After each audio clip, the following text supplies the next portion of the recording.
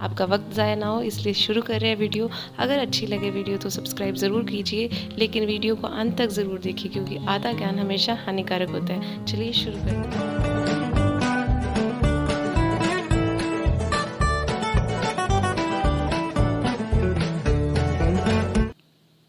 Hello everyone, सो आज हम शुरू करने वाले हैं चैप्टर नंबर 6 जिसका नाम है राजस्थान के प्रमुख शासक। इससे पहले हमने चैप्टर कर लिए हैं 1 to 5। अगर आपने नहीं देखे तो इस वीडियो के बाद ज़रूर उनको देखिएगा।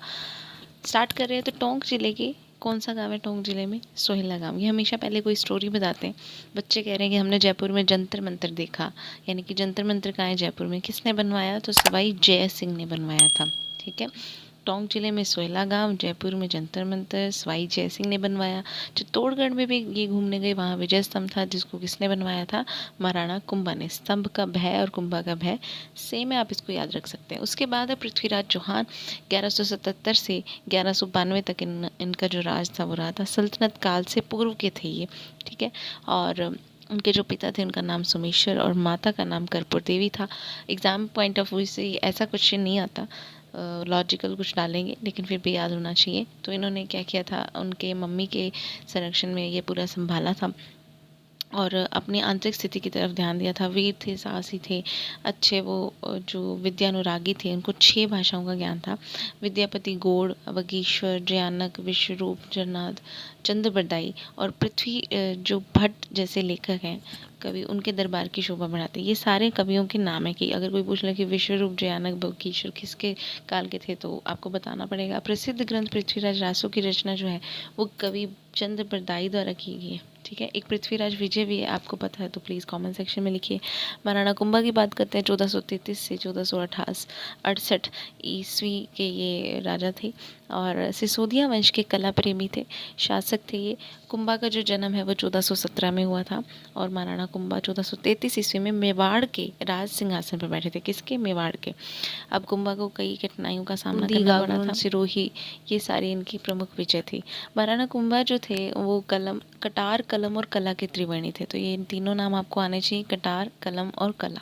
ठीक है, और इन्होंने मेवाड़ में ही 84 दुर्गों का में से 32 जो दुर्ग हैं वो कुंभा ने ही बनवाए थे। मेवाड़ में 84 टोटल हैं और 32 कुंभा जी ने बनवाए थे। कुंभा में ने अचलगढ़ दुर्ग बनवाया था और बस्ती का दुर्ग बनाया था, भोमट, मचान का दुर्ग, कुंभलगढ़ दुर्ग और चित्तौड़ के कई दुर्ग उसमें, जिसमें विजय स्तंभ जो स्थापित है वो उनका निर्माण करवाया।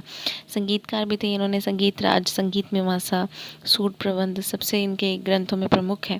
और कुंभा ने जयदेव रचित गीत गोविंद पर रसिक प्रिया टीका की रचना की थी, मतलब इन्होंने उस पर कमेंट किया। चंडी शतक की टीका भी लिखी महाराणा कुंभा ने। महाराजाधिराज, राय राणा, महाराणा, राजगुरु, दानगुरु, हाल गुरु, परम गुरु, चाप गुरु, ये सारी उनको उपाधियाँ मिली थी। अब बात करेंगे महाराणा सांगा की। तो 1509 से 1528 ईस्वी तक इनका राज था और इनका नाम जो एक्चुअल में था वो संग्राम सिंह था। राणा सांगा राणा रायमल के पुत्र थे और शासन काल में ये मेवाड़ अपनी शक्ति, मतलब इनका बहुत ज़्यादा एक फेमस थे ये तब। इन्होंने दिल्ली, गुजरात, मालवा, मुगल बादशाहों पर आक्रमण से अपने राज्य को बचाया था और शरीर पर इनके टोटल 80 घाव थे जो इनकी वीरता उदारता दिखाता है। मालदेव जो थे वो 1532 और 1562 तक इन्होंने राज किया। ये राव गंगा जी के जो राठौड़ वंश के थे उनके पुत्र थे और इतिहास में राव मालदेव जो हैं उनका शौर्य युग कहलाता है। जब वो थे 52 इन्होंने टोटल युद्ध किए, छोटे बड़े 58 परगनों पर इनका अधिकार था। 72 जून को इन्होंने जीता था सबसे पहले और उसके बाद नागौर, मेड़ता, सिवाना, बीकानेर इन्होंने अपनी विजय प्राप्त की। सोजत दुर्ग, मालकोट दुर्ग, मेड़ता, पोखरण दुर्ग ये सारे इनके प्रमुख थे। 1562 ईस्वी में मालदेव का देहांत हो गया और फारसी इतिहासकारों ने इनको हशमत वाला यानी कि ताकतवर नाम से पुकारा। ठीक है, तो मालदेव जी को हशमत वाला बोलते हैं।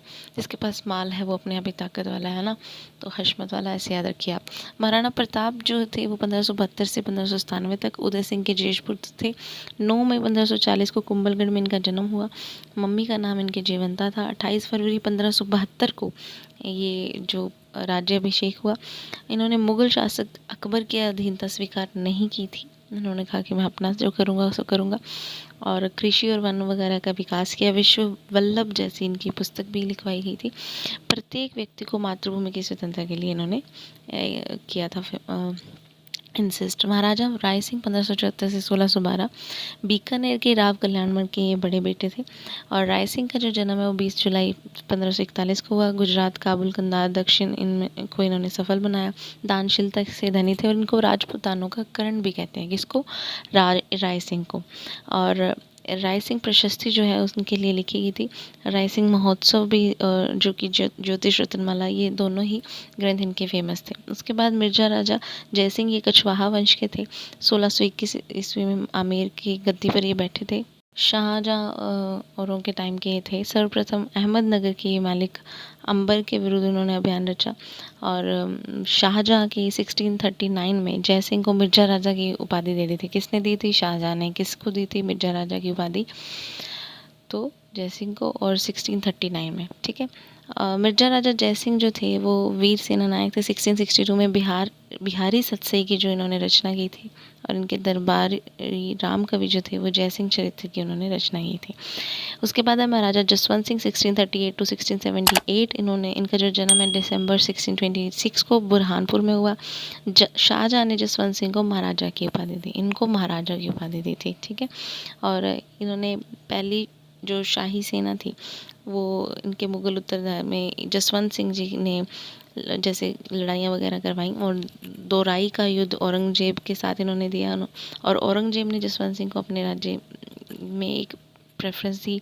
इनके जो ग्रंथ थे वो आनंद प्रकाश, सिद्धांत बोध और भाषा भूषण, प्रबोध चंद्रोदय भी इनका ग्रंथ था। उसके बाद है महाराजा राज सिंह प्रथम 1652 टू 1680। और राज सिंह जो थे वो मेवाड़ के शासक बने थे 1652 में। औरंगजेब के कारण ब्रज के गोवर्धन नाथ श्रीनाथ जी की मूर्ति जो है वो ये लेकर आए। मतलब सारे भक्ति वाले काम किए। सिंहार नाथद्वारा में श्रीनाथ जी की, द्वारिकाधीश की जो मूर्ति थी कांकरोली राजसमंद में ये स्थापित की। उदयपुर में अम्बा माता जी के मंदिर, ठीक है। तो ये सारे मंदिर उन्होंने यहाँ पे स्थापित किए। कांकरोली में राजसमंद झील बनवाई इन्होंने, एक झील भी बनवाई है, ठीक है। और इस जो झील थी उस पर रणछोड़ भट्ट द्वारा संस्कृत भाषा में एक प्रशस्ति लिखी गई थी जिसको 25 शिलाओं पर खुदवाया गया था, जिसे राज प्रशस्ति कहा गया। और ये पूरे देश का सबसे बड़ा शिलालेख है, ठीक है। इसी झील पे बनी गई थी ये राजसमंद झील पे सबसे बड़ी शिलालेख मानी जाती है 25 शिलाओं पर। उसके बाद सवाई जयसिंह 1699 टू 1743। और इनका जन्म 1688 में था। ये सबसे छोटे से ही बन गए थे, ठीक है। मराठों के प्रसार को रोकने में इन्होंने अहम भूमिका निभाई थी। औरंगजेब ने इनको सवाई की भूमिका दी थी। उसके बाद राजस्थान के इतिहास में जो सवाई जयसिंह हैं उनकी गणना महान शासक के रूप में होती है। 17 जो आमेर के स्थान पर जयपुर को इन्होंने राजधानी बनाया था। 1725 में नक्षत्रों की जो गति वगैरह है शुद्ध सारणी का निर्माण इन्होंने किया था। और जीजे मोहम्मद शाही इन्होंने तत्कालीन जो मुगल बादशाह थे उनके नाम पर इन्होंने रखवाया था, जो इन्होंने एक शुद्ध सारणी निकाली। जयसिंह कारिका नामक ग्रंथ की इन्होंने रचना की थी। और साथ ही ये इसे बहुत ही यंत्र राज वगैरह में, ज्योतिष में बहुत ही अच्छे माने जाते थे। उसके बाद है जंतर मंतर। और 5 वेधशालाएं इन्होंने बनवाई जयपुर, दिल्ली, मथुरा, बनारस और उज्जैन में, जो कि स्थापित थी। बात करेंगे महाराजा सूरजमल की 1755 टू 1763। सूरजमल भरतपुर के शासक थे। पिता का नाम बदन सिंह था। उनकी अस्वस्थता के कारण इनको राजपाट मिला था। और मराठों और राजपूतों के गठबंधन का ये शिकार हुए बिना सूरजमल ने अपनी योग्यता से भरतपुर का जो विस्तार किया, गाजियाबाद, रोहतक, झज्जर, आगरा, धौलपुर, हाथरस, बनारस, फरक्र इलाके जीत लिए थे। कला प्रेमी थे और पानीपत का जो दिया कविवर सूदन इनके बाद जो दरबार की शोभा बढ़ाते थे। विद्या अनुरागी, ये सारे आपने कीवर्ड्स देख लिए।